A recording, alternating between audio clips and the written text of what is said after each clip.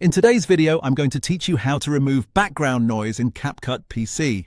If you've got annoying background hiss, fan hum, air conditioner noise, or that general room sound that makes your audio feel less professional, don't worry.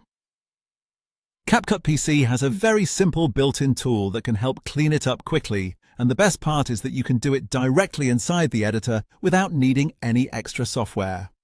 To begin, go to your timeline and click on the video clip or audio clip you want to fix.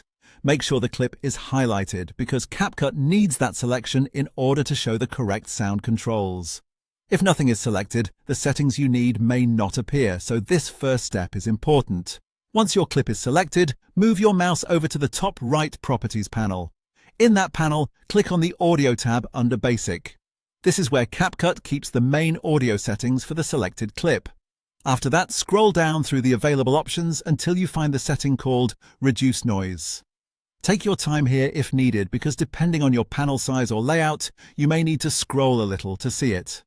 When you find Reduce Noise, click the checkbox next to it. As soon as you enable it, CapCut will automatically start filtering out common unwanted sounds like low-frequency background hums, steady fan noise, air conditioner rumble, and light hiss.